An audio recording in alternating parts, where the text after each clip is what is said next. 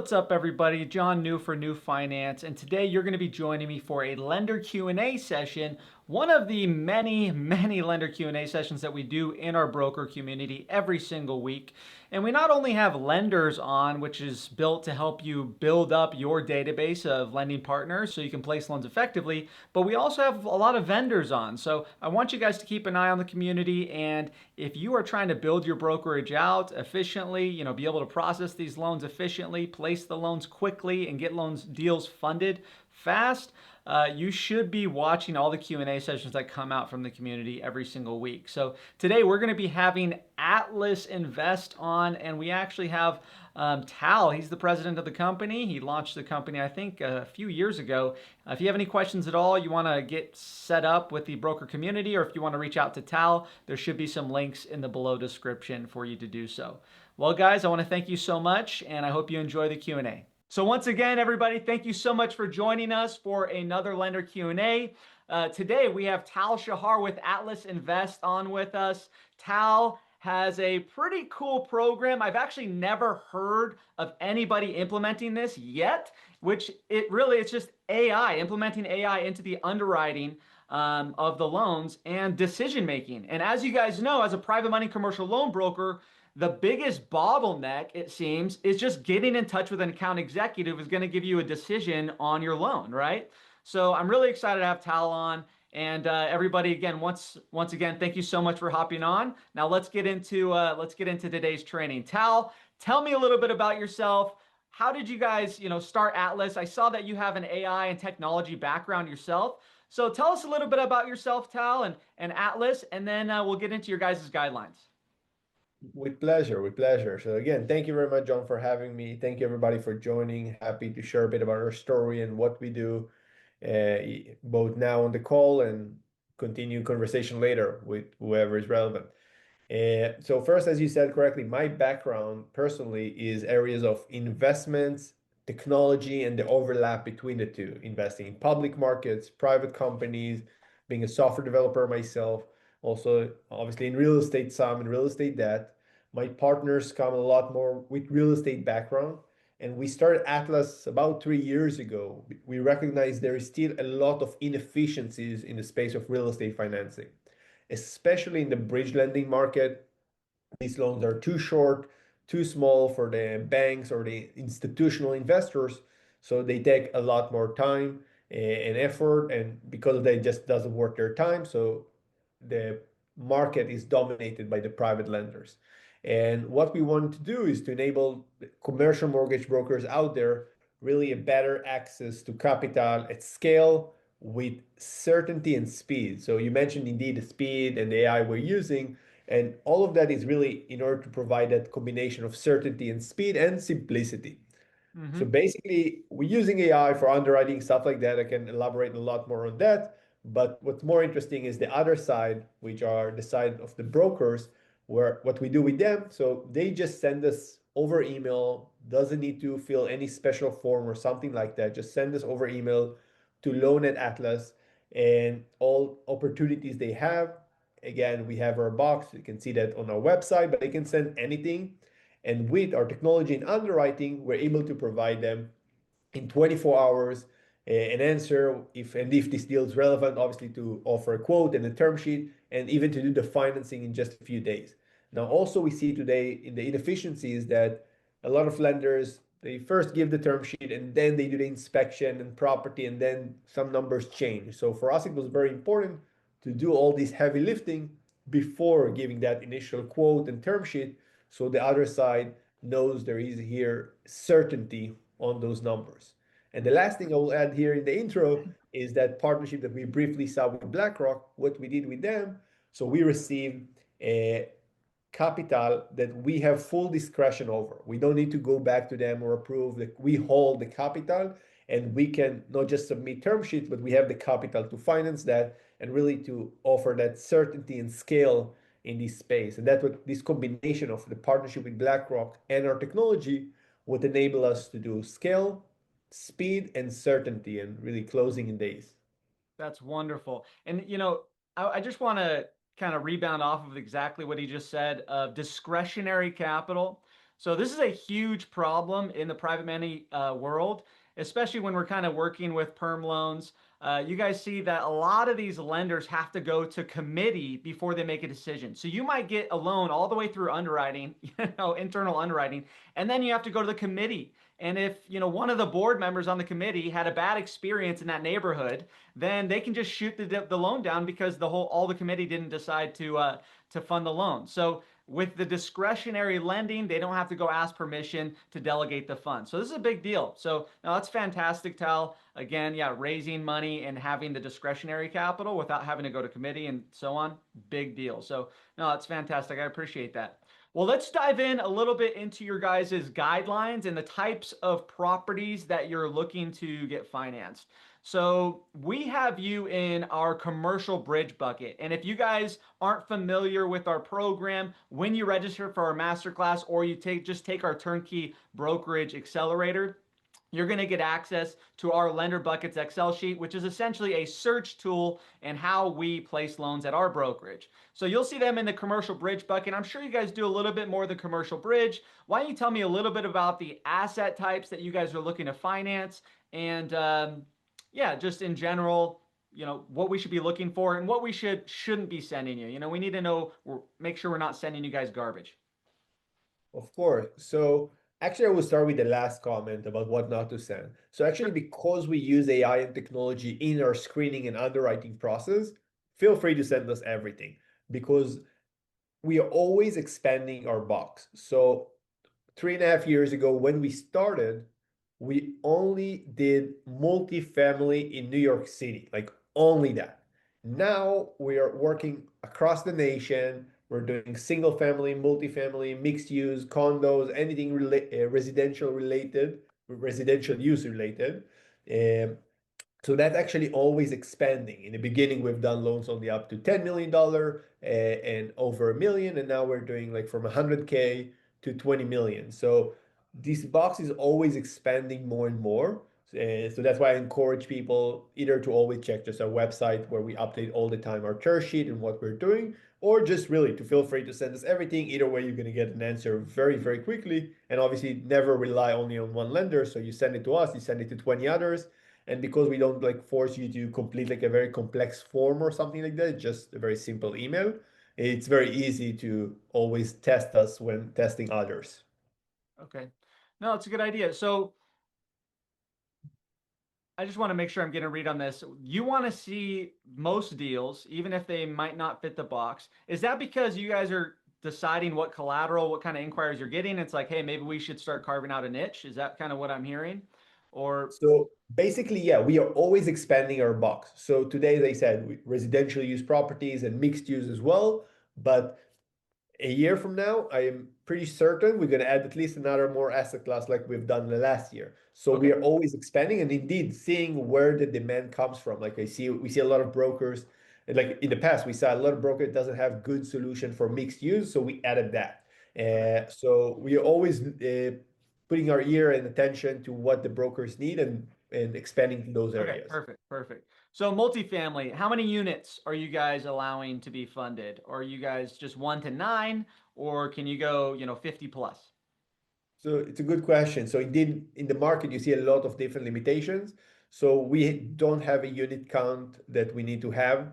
And we also believe in flexibility. So another like probably follow-up question is about credit score. We also don't have like a minimum credit score and something like that. We have funded deals with under 600 credit score because we saw that the story made sense. It's not like a very, very bad borrower.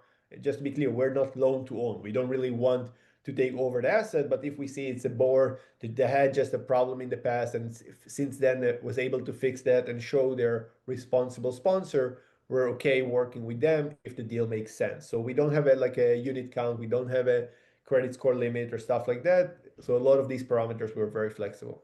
Sounds good.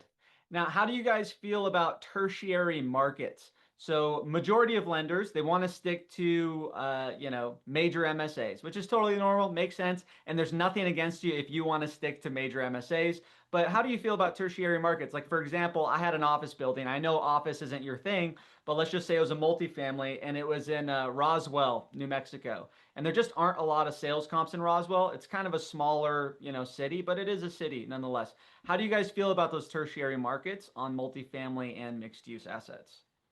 So also here, I'm sorry for not giving like hard answers, but it really depends. So we are less in favor, like everybody else, of these areas. But with a Okay. good sponsor, with a good LTV, not too complex. Like if it's going to tell me, listen, there's a lot of renovation, a lot of crime in the area, like all these combination of parameters, going to make us reject the deal. But we've done deals with areas with, like we had to go like 5 miles to go to find a sales comp, and we felt comfortable with that. So that's why I'm saying like we have done these things. Another example, by the way, like there's maybe probably a good follow-up question will be about like hairy deals, right? Some lenders just like the perfect deal that it's like no hair. We know how to do things that has a bit more color and problems. We had a deal since day one. We knew there is going to be an environmental issue. They're going to need to do a full like correction to the area and whatever they do there. To be honest, that's not my expertise. But we felt comfortable because it was, in that case, a more metropolitan area, a strong sponsor. So we felt comfortable doing that deal, if that makes Okay. sense. Yeah, yeah, sure. So if the deal makes sense, from what I'm hearing, you do want to be in a major MSA. You want to have sales comps within 5 to 10 miles probably. So I totally get that. And that's totally fine. But it sounds like you'll look at it on an exception basis, which is great. So if anybody has any questions, I'm just going to pause really quick. If anybody has any questions, throw it in the chat, or put a one in the chat, raise your hand or whatever via the Zoom app, and we're going to go ahead and open up for questions here pretty soon. Okay, so let's get into kind of like niche.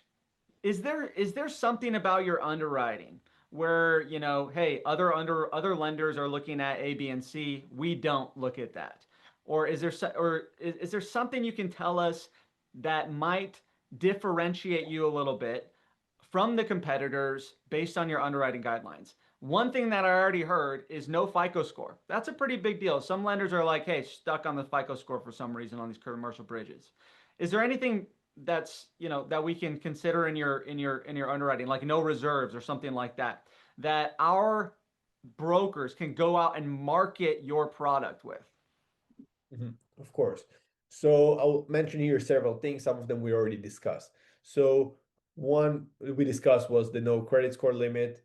Second, no prepayment penalty. So we also like almost like even open in another market asset class that people might even be able to buy very quickly a stabilized property and already go refinance us in 3 months. We had a case, and that actually lead me to the third point of no real LTC limit. We had a case that someone bought the property from auction. So we don't really look at LTC as a limit. We look at what's the real value today and the future value, and we based our analysis based on both of these numbers. So this person, they bought the property from auction at what we believe to be a very good price. So he actually came to us, took a bridge, and already a month later refinanced and not refinanced. Sorry, he flipped the property and sold it like at $1 million profit. He bought it like a 1.8, 1.9, sold 2.8, 2.9 very quickly, and we gave him I think over 90% loan to cost because we believe the value is there, and that's the number he requested. So no LTC. It's also, I think, a big advantage. And what I already mentioned before is really this combination of speed and certainty at day one, that you send the information and you already get a term sheet that you know this is, if nobody, if the sponsor wasn't hiding anything behind, that's how it's going to end up. So this combination of speed and certainty, both on the term sheet and also on the closing, I think those are areas where we are very, very unique in the Okay. market. And we'll get into the timelines here in a second as well to help you guys, show off how quickly you guys can fund. I got a couple questions coming in from the chat. One question is DSCR on multi and mixed use or just term? So I want to make sure I'm interpreting this right, Mark. Basically, I think he's asking, do you do perm loans, like permanent financing, or are we just doing, bridge term loans? So at the moment, sadly, we're only doing bridge, but that's hopefully something also I actually had a conversation today with someone about like expanding to that market. I still believe it will take us at least a few more months or even more to get there. But for now, we're up loans up to 24 months. Okay, up to 24 months. So you guys heard it, up to 24 months. We are a bridge. So we're in the right bucket. Commercial bridge is where we want to be. All right. Do you guys do assisted living? And from my understanding, multifamily is not assisted living. So, but why don't you go ahead and answer the question? How do you guys feel about yeah, assisted living? And there's a couple other like multifamily things. Like sometimes we see people, they want to build it out into an Airbnb, multifamily situation. So tell us a little bit about your bridge money and how it acts with those special use purpose, for these multifamily deals. So it's funny you mentioned I was going to add the Airbnb to this example. So we need to make sure the property makes sense on like a residential use. So I would take again, we start actually with the Airbnb model that their plan is to list it as Airbnb. But for our underwriting, we're not going to underwrite based on that. We're going to underwrite if it's a multifamily or a condo, whatever it is, to the traditional sales comps or a cap rate or whatever. And we're going to finance based on these numbers. Again, they are more than welcome to use it for Airbnb and stuff like that. Where it's something that is more commercial purpose, like assisted living and stuff like that. Today, we're mostly avoiding that. We had like one couple deals that the sponsor was using like single families and use them for like something special, but it doesn't require any conversion or licensing to the property. So it was very easily like used if needed to convert it to like just sell it as an SFR or rent it as an SFR. So we felt comfortable with that. So we always want to make sure the property as is can be used for residential use. Okay. Uh, So if it's a residential property and they're going to do residential assisted living, you want to make sure it's not overly, you're not going to find like a lot of RCFEs, Tal, require like in California, they have to have a sprinkler system, commercial sprinkler system. You're not going to allow for rehab money to go towards a sprinkler system, or are you? So potentially, yes, it's more, I was looking at the other way around. Like, let's say it's already an assisted living use. So again, as a lender, you always need to think about the worst case that like the sponsor is defaulting, giving you back the keys. So we don't want to be stuck with an assisted living property. So we need to understand that we are able to just sell it as a residential and not now stucking with like a long-term contract or like an issue that prevent us from really using that as a single family, again in this example, or obviously something else, because then this market is a lot less liquid. So like us lenders, we always think about like the worst case scenario and what happens if like we're getting the keys because the sponsor decided like it's underwater. That makes sense. So, at the end of the day, we don't want to over improve and, we want to be able to sell it. So that makes sense. All right, bridge financing for first time investors. Here's another question. Can you do bridge financing for a first timer? Short answer is yes. It really depends on the property and again the area and all of that. So if it's like we have done it, that's the short answer. For someone, it was like their first property, but it was a stabilized property, so we felt more comfortable. I don't think he wanted too high of a LTV, so it just depends. So we don't have again also these limitations. If he wanted to do, you mentioned New Mexico, and to do a full renovation, gut renovation, probably not going to work with us for the first deal, no matter the pricing. How do you feel about land and like ground up? Today, we're not doing ground up and land, and also on the heavy renovation, it really on a case by case.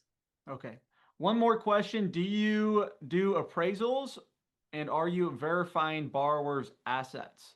Like their personal, PFS, assets, income verification. Yes, we do require them to send us a PFS and SREO and verify that. Again, our system able to monitor, to double check that automatically. And we do use appraisals. We have a lot of relationships we use also sometimes AMCs and sometimes bigger appraisals. Really depends on the area. And because of these relationships, we're able to get a turnaround that is a lot quicker than a lot of the more traditional banks or even private lenders. Just like a funny story, once and we had a sponsor that had to close in like 3 days, and we've done it, of course. And we had the appraisal go inspect the property at the Thanksgiving weekend. So not a lot of appraisals would do that. Obviously, it cost a bit more, but that the board decision was whether to wait 2 more days and to able to pay like more normal day price or to pay that. We don't obviously profit on that. It was the only going directly to the appraisal. Fantastic. Well, everybody, I appreciate you asking your questions in the chat. Right now is the phase where we jump into the lender bucket Excel sheet. It's just going to be more questions on the guidelines, Tal. So it's really simple. But the key here is I just want to display exactly what people are going to see on that Excel sheet, and we want to make sure that everything's correct because we update this sheet probably once a month to once a quarter, depending on how often we're using a lender. And that allows our brokers to accurately place loans instead of getting like the wrong information. So Tal, we're going to jump into that sheet right now and make sure we have the right information from start to finish on the Excel sheet so you guys can place loans more effectively. Please, everybody, if you have questions, again, keep throwing it in the chat. I'm going to open it up to questions, as we progress through here. And then we'll wrap it up, Tal. Thank you so much again for being on. I'm going to share my screen now, and we're going to hop over to that Excel sheet. All right, everybody, once you get access to the Excel sheet, this is our lender search tool. This is basically, you guys, there's a lot of lender search tools out there. You can use, there's so many, Lender Link, there's Scotsman's Guide, there's Janover, they have a search tool. Here's the thing, search tools are valuable, but the only problem with the search tool, you guys, that you're going to run into, a lot of those lenders that are at the top of the list, they're there because they pay to get there. And then also, on top of that, you guys, part of those lender search tools, lenders are always going to provide liberal underwriting guidelines so they can catch as many scenarios as possible in those search tools. This lender bucket Excel sheet, this is like these are your key lenders that you know intimately well and that can close loans quickly for you, and you don't have to kind of guess on the guidelines and get hooked up with some random account executive that you don't know. Okay, we want to hook you up with someone who's going to respond, who we vetted, and you know these guys intimately well, and you're going to be able to send deals without having to worry about not knowing whether or not the deal's a good fit. That's the whole point here, right? And be able to get quick answers. So let's start from the very top, Tal. We put you in the commercial bridge bucket. I think that's a good place. I think I might even clarify 5+ here, primarily, so multi. But yeah, Just to Alice be clear, we Invest. are also doing 1 to 4. We've done many as well. Right. Okay, fantastic. Right now, we have Jack Reeves as the account executive and a phone number for Jack. I think that, Tal, you guys were planning on kind of dispersing it through a few different account executives in case Jack's not around. So this might be updated, and you can correct me if I'm wrong, Tal. Yeah, you're correct, probably. So I'll also write here in the chat, so you can all just send it basically directly into our system to Loan Atlas, and that's an automatically goes into our platform that extract the information. Uh, and Okay. you also have Barak's email that leading all the automations and the growth. That's always good to see him as well. That's perfect. So I think Lona Atlas is the best choice because we've had discussions prior to this. And then let's see here. Watching the most recent Q&A. You guys, after this call, we're going to put the Q&A replay right here. So if you guys ever want to go in and get trained up on the product, you can, while you're just going to bed at night or whenever you have a chance to train. Now let's get into why to send you guys the deal. Now this was filled out a few weeks ago. You guys are a discretionary lender, speed to close. So you wanted to highlight that earlier, right? Tell me a little bit about your guys' speed to close. I'm hearing 3 days or under a week on a 5+ commercial property. Is that true? That's as simple as it goes. Yeah, we've done several deals, many deals, under a week. Our fastest so far indeed was 3 days. We're trying to break that record every week.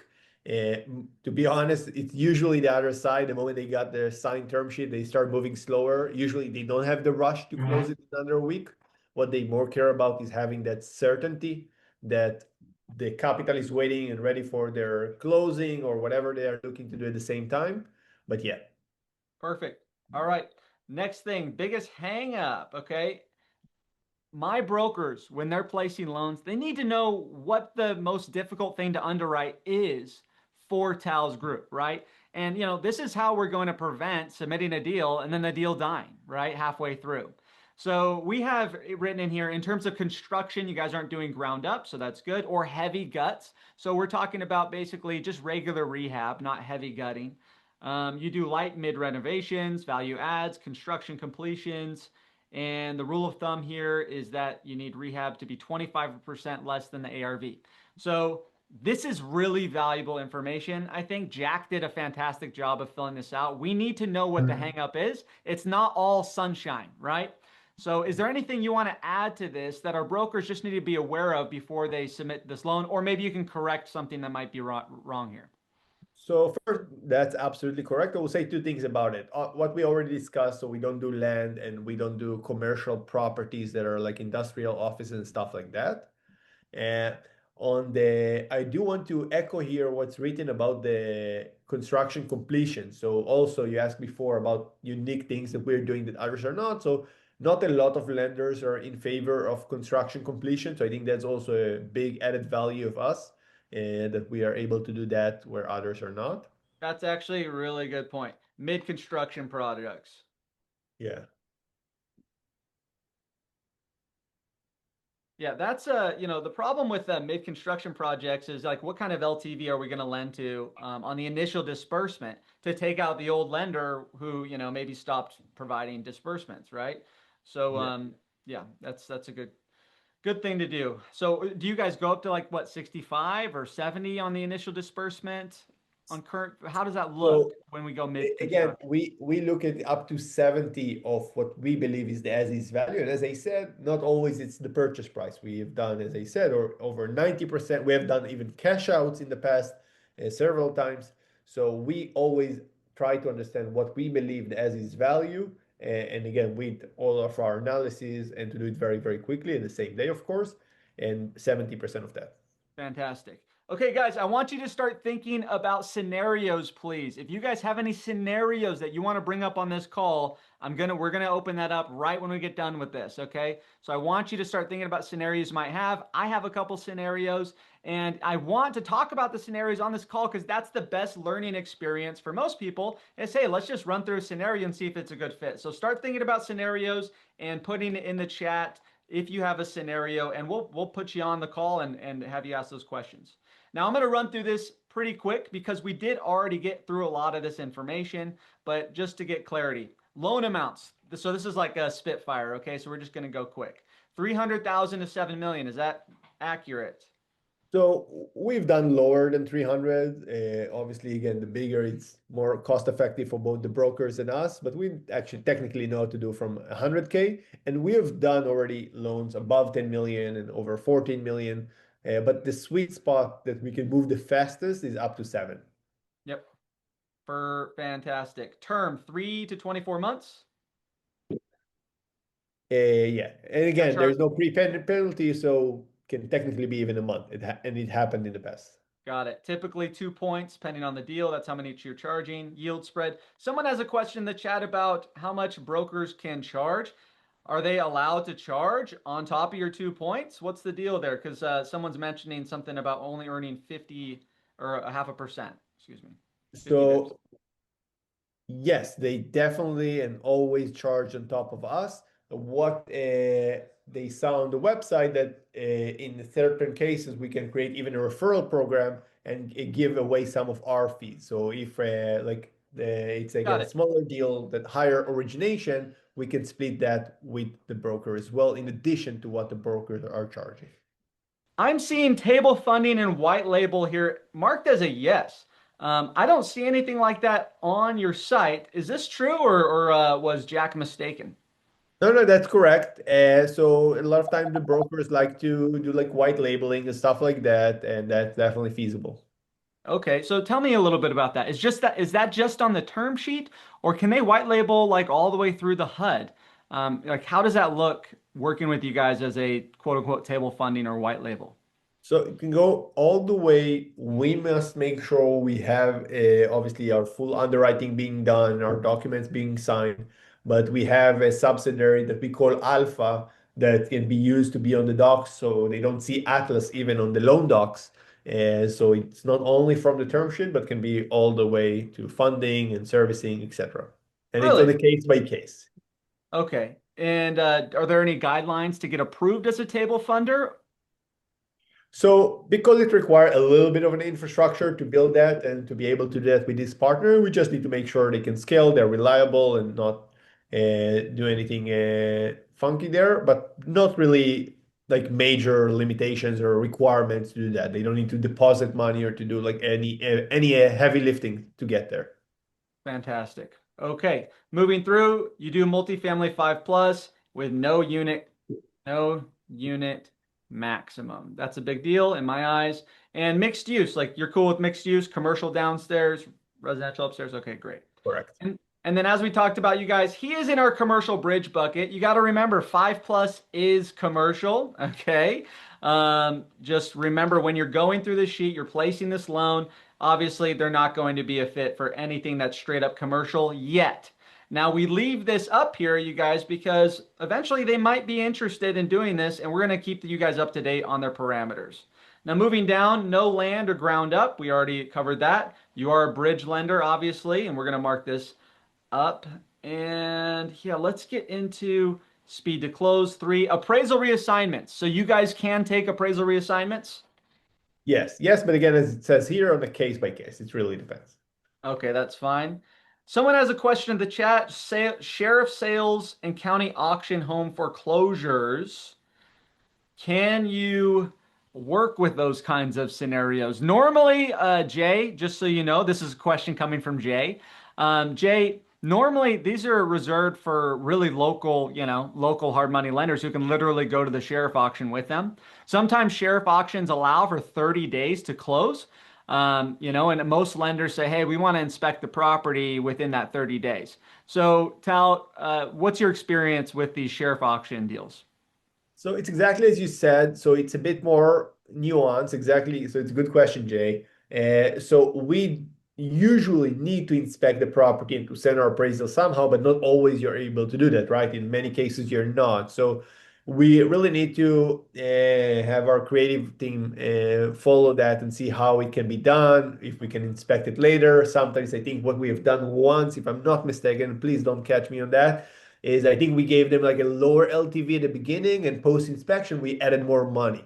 We actually had a different case that was not sheriff even related, that just the sponsor couldn't schedule the appraisal at the time of the closing. They needed like under a week closing, so we sent the appraisal after and had like a similar idea of like some holdback until like we make sure there is no hole in the living room and massive problem with the unit. So we really relied on the other side, because we trusted the broker that brought us the deal, because we know their experience, we're feeling comfortable with that. So again, on a case by case. Okay, so I would imagine, yeah, the more loans you do with Tal, probably the more comfortable he's going to be doing sheriff auction sales with you. Um, okay, moving through 80% LTC on purchases, 70% LTV on a refinance. Give us a little bit of clarity. So as I said, I'm usually not a fan. Again, we like to be conservative, like in our marketing, like to over deliver. But as I said before, we have done over 90% LTC. We have done cash out. So it's not really hard coded this number. Actually, just this week, we closed another deal of 90% LTC. So that's common thing. So, but again, it's always, we go back to what we believe the value is, whether it's a purchase or refinance. The case, by the way, this week was someone was just buying multiple properties from this seller. So it wasn't even an auction, it was just a seller that dumping their assets. And this buyer was able to collect some of them. And because he was buying several, he was able to get under market prices. So again, even though it wasn't an auction, wasn't like a crazy story, but we felt comfortable to go there to 90% LTC. And that's Okay. just from this week. Perfect. So, yeah, an exception-based lender is a good lender. That's a lender who has discretion on the money. Once again, you guys. So that's fantastic. That's exactly what we covered earlier.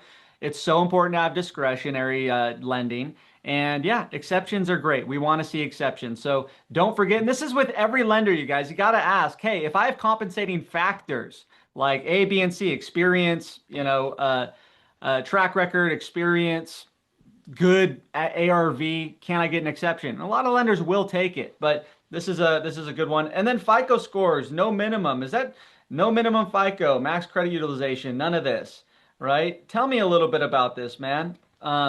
Truly, no FICO score requirement like a fix and flip. Exactly as you heard it. Exactly. We've done everything. We've done bailouts as well, which we didn't mention here, but we've done many bailouts that people were in some difficulties before, when we actually took them right outside of foreclosure, of them being in foreclosure and losing the property, or just being in default or being in maturity default and stuff like that. We've done it all.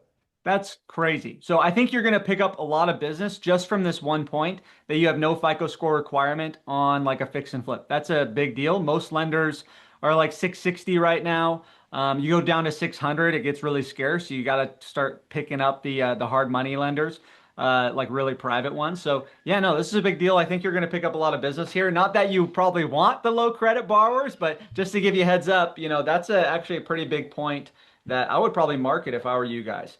So, everybody, we just concluded. If you're just joining the call, we had a few people drop in. We just concluded going through the broker Excel placement, or excuse me, the lender Excel placement sheet. We're going to put this Q&A session right here. So if you guys have any questions or you want to watch the training, go ahead and hop in there. And then obviously, if you want to submit a deal right here, loan@atlas.invest is going to send it to the right people who are going to respond to you as quickly as possible. All right. I'm going to stop sharing my screen, you guys, and we're going to dive into any scenarios that anybody has on the call right now. So, does anybody have any scenarios that you want to discuss with Tal live on the phone right now so we can all kind of sharpen our blades and make sure that we're sending the right kind of deal? If you have a scenario, just type one in the chat. And you guys, you don't have, hold on, give me 1 second. And just in between, I will answer about the Boy. rates. I see it was asked in the chat. So our rates usually range between 10 to 12% interest, usually fixed, by the way, which is for some people also an advantage. Okay, it looks like Mark has a scenario. So Mark, I just went and pinged you. You can, unmute I, and start your video if you want. I did. Yeah. Well, John, I always have questions, but I do have two mid-construction towel that hit me. One of them is in Bethel, New York, which is considered rural. That's where the Woodstock concert was. It's a town next door to Woodstock. Would you consider that? So I'm sorry for not giving you a hard answer. It really depends. So we need to see, like, you can just email that to Loan at Atlas, and we're going to give you an answer today. Okay, good. Woodstock, New York. Let's take a look at Woodstock, Mark. I think, are Well, we working on the same Woodstock deal that we've been working on for a yes. long time? The, That's super tertiary. It's out there. Is it a residential, Mark, or is it multifamily? it's a two-family. He owns a property next door. Um, it'll be short-term rental because during season, uh, Brian, who John, he lent him the seed money, but it wasn't enough money to get it done. Okay. All right. Yeah. Woodstock has about 6,000 residents. So it's not nothing. I think that's pretty decent. So No, yeah, I think Tal's right. It's probably going to be an exception here. So and you're going to want some comp factors, Mark. it's 100,000, maybe 200,000 during season. With all the New Yorkers Yeah. going up there, are you kidding? It's Yeah. jammed. Uh, Yeah. But are those people coming in and buying real estate as rental properties? Well, Probably not.